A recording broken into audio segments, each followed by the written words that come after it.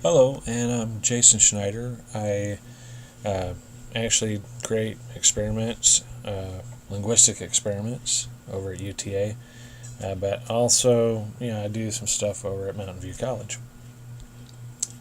Um, One of the things I want to actually create a quick video, hopefully a quick video about, is WebDMDX and how to package the experiments. It's real simple. In fact, if anyone who's familiar with creating executable files, it's actually not too hard.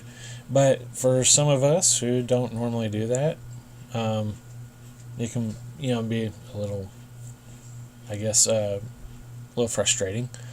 So I'm going to real quick just kind of briefly go through this.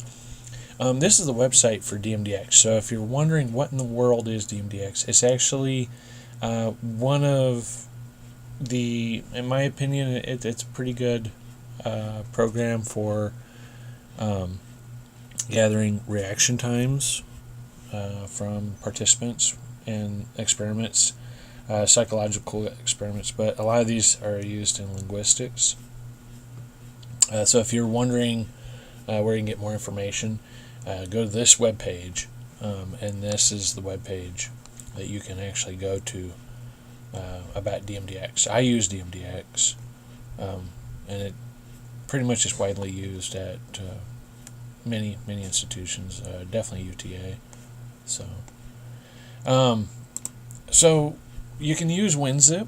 WinZip is actually pretty good. I'm going to use WinRAR. Now, I first started out, and the reason why I'm actually creating this is I came into a little problem, and I used IE Explorer or IE Express. IE Express is actually pretty nice because, hey, it's native to Windows. So I just type in IE Express, boom, there you go. And you can create your executable. You don't have to buy WinZip or WinRAR, but there is a problem. And I'm going to tell you exactly what the problem is. If on, say, like a website like this one, and let's say we go to an experiment, okay, and so this is where I have my experiments hosted. Let's see. Now, I already updated the first one, and the reason why I got 4 of them here is just counterbalancing measures. So I click on that. Oh, okay. Actually, I didn't update it exactly yet, but as you can see, you download an executable, and then you run it. Now, as for if you're having problems downloading the executable, that is an IT issue. You got to take up with the institution or wherever you're at. That's a larger issue. We're going to talk about the smaller issue, and that is running the executable. Well, let's say that your participant is using a computer at some college or something. A lot of times they have it set where it's on a restricted user account, so it won't be an administrative account. Well, that's a real problem if you're using IE Express, like right here.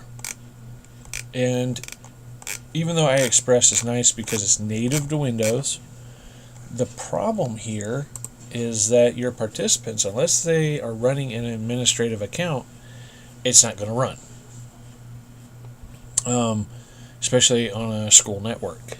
So that's bad for the primary investigator, because we want to collect data from our participants, such as reaction times. Well, so how do we get around this? We're going to have to use WinRAR. Okay, so I got a lot of junk on my... There we go.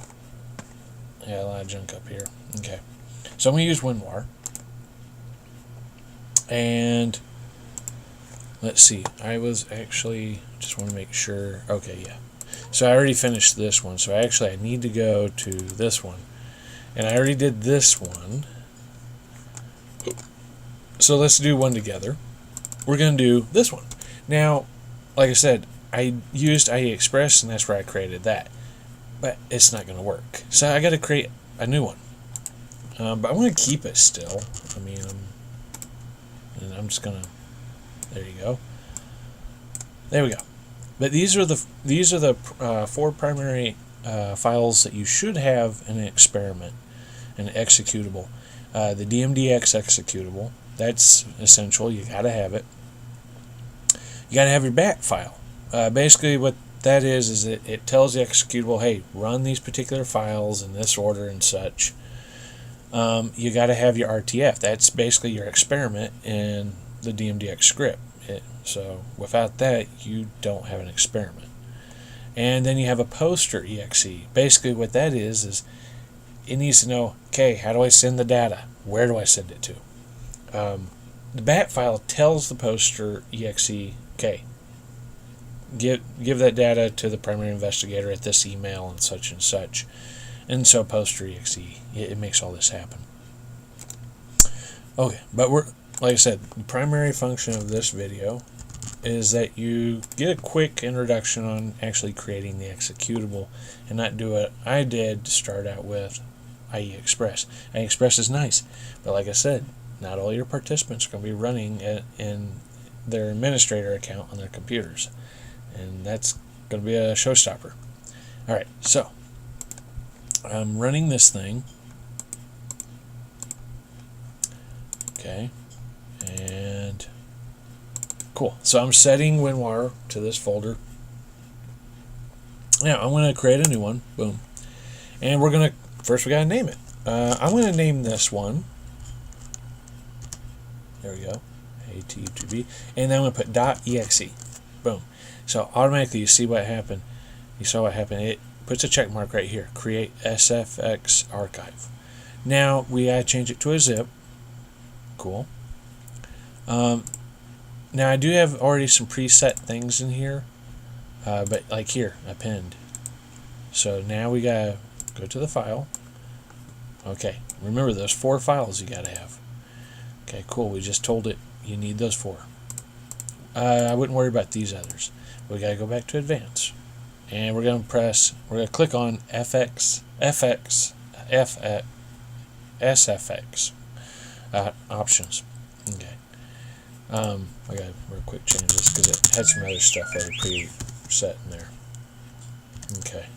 So basically what that is, I'm going to create a folder,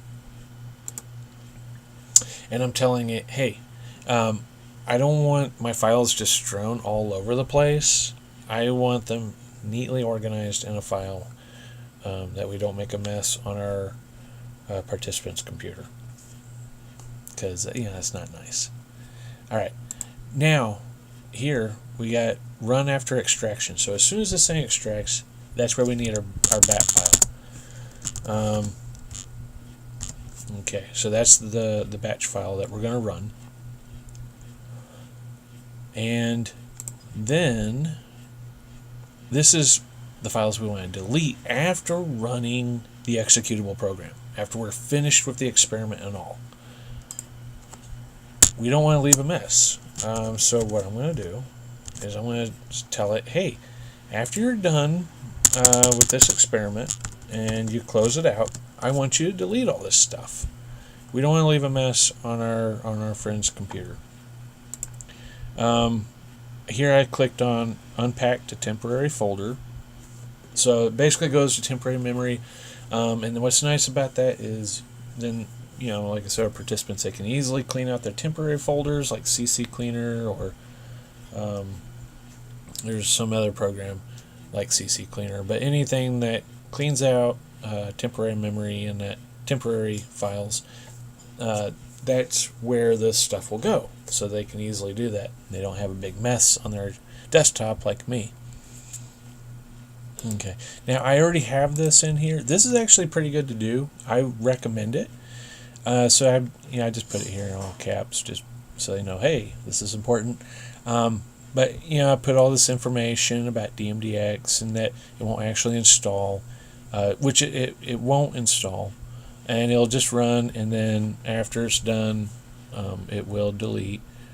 The other thing is, I want to tell my users, hey, please don't run a bunch of other programs, because it's going to mess it all up, because your computer can only do so much, and then finally it's not going to keep up with running the executable program probably, and then it could mess up, the experiment's results possibly, because remember, you don't want the computer like lagging behind in that, because it needs to be very precise, taking reaction times, and if it's lagging and such, I don't know, it probably could make some, but could cause some problems. So we want to tell our participants, hey, please, close all this other stuff.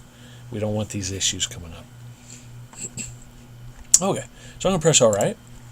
One other thing that you can do with WinRAR is I want to create a profile, and then that way, if I ever want to go back, I can easily go back and